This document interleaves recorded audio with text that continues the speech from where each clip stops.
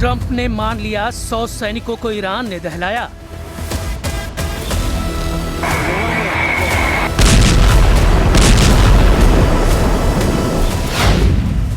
Trump ने कबूल कर लिया, ईरान ने 10 दोस्त देशों को पीट डाला।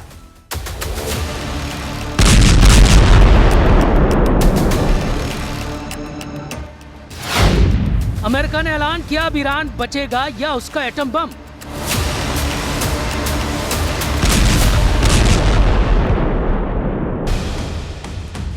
लेकिन ईरान बातें कम, हमले ज्यादा कर रहा है। ईरान ने फिर से कुवैत के एनर्जी और पानी के इंफ्रास्ट्रक्चर पर भीषण बमबारी की है। कुवैत ने जानकारी दी कि उसके बिजली और डिसैलिनेशन प्लांट पर भयानक हमला हुआ है। लगातार चौथे दिन ईरान ने कुवैत पर कहर ढाया है। कुवैत की तरह ईरान 5 देशों को कुचल रहा है। लेकिन अमेरिका की मार भी बड़ी डरावनी है। सुपर पावर ने अपने विनाशकारी हथियारों को युद्ध में झोंक दिया है।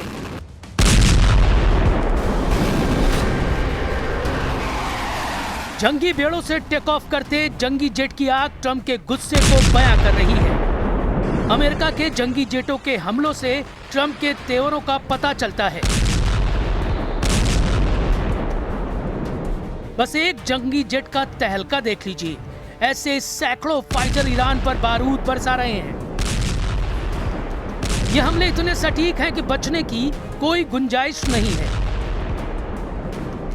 लड़ाकू जेट जब मिसाइल दागता है तो ईरान के मिलिट्री ठिकानों को एक धमाके में धूल में मिला दे रहा है। बम विस्फोट इतना विनाशकारी है कि कंक्रीट और इस्पात की इमारतें पिघल रही हैं। इतनी ताकत झोंक कर भी ट्रंप फोर्स ईरान को झुका नहीं पा रही, क्योंकि जैसे ही अमेरिका के जंगी जेट अपने डॉक पर लैंड करते हैं, ईरान मिसाइलें लॉन्च करना शुरू करता है। ईरान की मिसाइलें कब और कहां फटेंगी, इसकी भनक भी अमेरिकी सेनाओं को नहीं लग रही। ईरान हर हमले में नए दुश्मन देश को दहला रहा है। ईरान ने बहरीन में शेख ईसा मिलिट्री बेस को ड्रोन धमाकों से दहला दिया है। अमेरिका के 5वें बेड़े के अहम ठिकाने के ऑपरेशन सेंटर तबाह कर दिए गए हैं। जॉर्डन में ईरान ने अमेरिका के 20 ठिकानों पर तबाही मचाई है। जॉर्डन के अल अजराक में ईरान ने 20 इमारतों को जमींदोज कर दिया है। जॉर्डन ने जानकारी दी है कि 5 विस्फोटक ड्रोन वक्त रहते ढेर कर दिए गए, नहीं तो हमले में बहुत ज्यादा नुकसान होता। कुवैत और संयुक्त अरब अमीरात में ईरान की मिसाइल आंधी अभी भी रुकी नहीं है। मतलब ये कि अमेरिका ईरान युद्ध अब उस मोड़ पर है जहां फैसला सिर्फ मैदान में होना बाकी है, क्योंकि आसमानी लड़ाई में ईरान भारी पड़ रहा है। अमेरिकी हमलों के जवाब में जॉर्डन में जो हमले किए गए उसमें 2 अमेरिकी सैनिकों की मौत हो गई, एक लापता है। हालत यह है कि सीज फायर खत्म होने के 10वें दिन अमेरिका ने ईरान के बंदर अब्बास और बंदर लेंगेह में जबरदस्त हमला किया। तस्नीम न्यूज की रिपोर्ट में यह दावा किया गया। इसके अलावा चाबहार में भी अमेरिकी मिसाइलों ने हाहाकार मचाया। जवाब में ईरान ने कुवैत में आरिफ जान बेस पर तैनात अमेरिकी हाइमार्स मिसाइल सिस्टम पर अटैक किया। जॉर्डन को भी निशाना बनाया गया। जॉर्डन की राजधानी अम्मान में हवाई हमले के अलर्ट के बाद सायरन बजने शुरू हो गए। IRGC का दावा है कि बहरीन में उसने अमेज़न के डेटा इंफ्रास्ट्रक्चर पर क्रूज मिसाइल से हमला किया। इस बीच खबर है कि ईरान ने हॉर्मुज में 2 तेल टैंकर उड़ा दिए हैं, यानी जंग खतरनाक मोड़ पर है। न अमेरिका रुक रहा है, न ईरान झुक रहा है। इस चक्कर में पश्चिम एशिया में हड़कंप मचा हुआ है। ईरान के खातम अल अंबिया सेंट्रल हेडक्वार्टर ने युद्ध में बड़ी जीत की तरफ बढ़ने का दावा तक कर दिया है। مرکزی خاتم الانبیا در این پیام با اشاره به شکست‌های پی در پی دشمنان در جنگ نظامی و نقشه شوم و متوهمانه آنان برای ایجاد شکاف و تفرقه بین مردم و مسئولان به دشمن جنایتکار، عهدشکن و حیله‌گر آمریکایی هشدار داد هر گونه طمع ورزی، زورگویی، تمامیت خواهی و وحشیگری با پاسخ قاطع و ویرانگر رزمندگان مومن، شجاع و مقتدر در نیروهای مسلح ईरान की स्ट्रेटेजी बहुत तगड़ी है। ईरान अब दुबई जैसे हाई प्रोफाइल शहरों को टारगेट करने की धमकी दे रहा है। उधर ट्रंप फोर्स को जॉर्डन में मिले झटके से उबर पाना मुश्किल हो रहा है। वॉल स्ट्रीट जर्नल के मुताबिक जॉर्डन में जिस तरह से ईरान ने अमेरिकी सैन्य ठिकानों पर सटीक हमला किया है, उससे अमेरिका हैरान है। अमेरिका को लग रहा था कि चीन के इनपुट से ईरान ने हमला किया है, लेकिन अब इस्लामिक रेवोल्यूशनरी गार्ड ने दावा किया कि जॉर्डन के अंदर से उन्हें मदद मिली है। वही जॉर्डन ईरान के दावे पर टोटल साइलेंट हो गया है, जबकि ईरान में अमेरिका की पिटाई पर जबरदस्त जोश दिखाई दे रहा है। तेहरान की गलियों में बैनर पोस्टर के जरिए ट्रंप को हराने का ऐलान किया जा रहा है। तेहरान में बैनर पर ट्रंप का मखौल उड़ाने वाली तस्वीरें दिखाई जा रही हैं, जिसमें उनके दिए गए नारे के चिथड़े उड़ाए गए हैं। एक तरफ ईरान अमेरिका पर दबाव बनाने का कोई मौका नहीं छोड़ रहा, तो दूसरी ओर कुछ अमेरिकी अधिकारियों के दावों से भी ट्रंप का हौसला पस्त हो सकता है।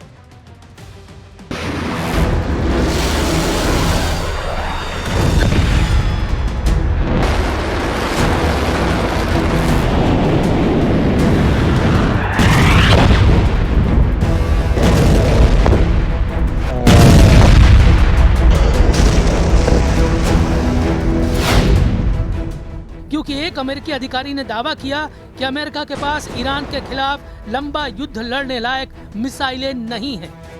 ब्रिटेन के अखबार टेलीग्राफ ने एक रिपोर्ट छापी, जिसमें उसने एक अमेरिकी अधिकारी को कोट किया और लिखा कि अमेरिका ईरान के साथ लंबे और बड़े सैन्य संघर्ष के लिए अपनी ताकत बढ़ा रहा है, लेकिन उसके सामने हथियारों और मिसाइलों के भंडार की कमी एक बड़ी चुनौती बन रही है।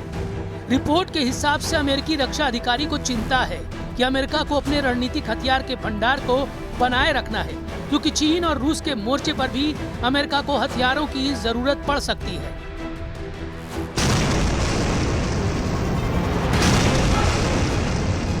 अब अमेरिकी सेना ईरान के हमलों से खौफजदा है। जब ईरान अमेरिका को ग्राउंड ऑपरेशन के लिए ललकार रहा है, तब हथियारों की किल्लत की रिपोर्ट डबल झटके से कम नहीं। लेकिन ट्रंप का मूड खराब करने वाला एक बयान इजराइल से भी आया है। इजराइल के विदेश मंत्री बेजलेल स्मोट्रिच ने घोषणा की है, अब उनकी सेना ईरान युद्ध में शामिल होने के लिए तैयार नहीं है। स्मोट्रिच ने दावा किया कि मौजूदा हालात इजराइल के लिए सबसे अच्छे हैं, इसलिए वो ईरान में अपनी ताकत जाया करने की जगह हमास और हिजबुल्लाह का सफाया करने में लगाएगा। हालांकि इसके पीछे ईरान से आए मोसाद के इंटेलिजेंस को माना जा रहा है, जिसमें बताया गया है कि ईरान ने एटम बमों की लैब एक्टिव कर दी है। मोसाद ने रिपोर्ट दी है कि ईरान ने पिछले साल अपने यूरेनियम संवर्धन सेंट्रीफ्यूज को पिकैक्स माउंटेन के नीचे गहरी सुरंगों में पहुंचा दिया था। बीते साल जून में 12 दिनों तक चले इजराइल ईरान युद्ध के बाद यूरेनियम सेंट्रीफ्यूज को बेहद सुरक्षित पिकैक्स माउंटेन ट्रांसफर कर दिया गया था। पिकैक्स माउंटेन, जिसे माउंट कोलांग भी कहते हैं, ईरान का सबसे सुरक्षित परिसर है। यह ईरान के नतांज यूरेनियम संवर्धन केंद्र के पास है, जहां पर 2 गहरे भूमिगत सुरंग नेटवर्क हैं। ये सुरंगें अमेरिका के सबसे शक्तिशाली बंकर बस्टर बमों की पहुंच से भी बाहर है।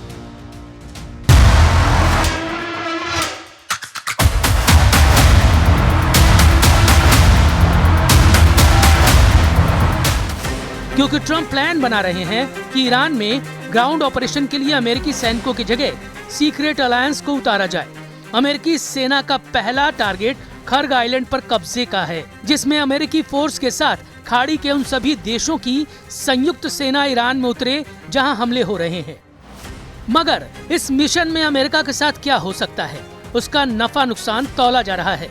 ईरान के खार्ग और खुजेस्तान आइलैंड ट्रंप का पहला जमीनी हमला झेल सकते हैं, इसलिए इनके बारे में बहुत जरूरी है कि कुछ बातें समझ लीजिए।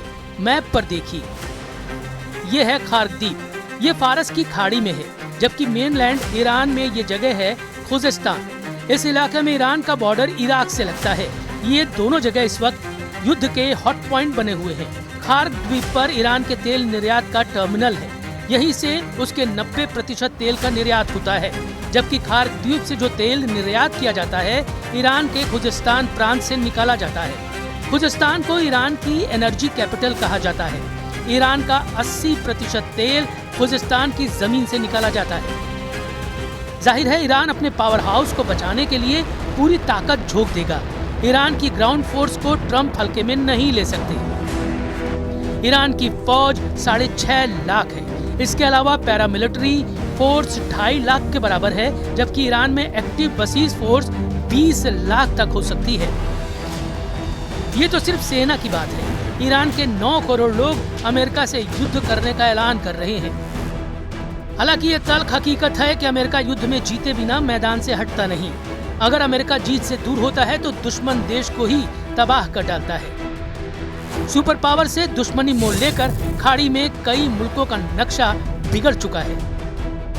अभी ईरान पर ट्रंप सिक्योरिटी का बहाना बनाकर हमला कर रहे हैं। चुने हुए ठिकानों पर धमाके हो रहे हैं। जिस दिन अमेरिका ने फुल स्केल वॉर शुरू की, यकीन मानिए बर्बादी का अंदाजा लगाना मुश्किल हो जाएगा।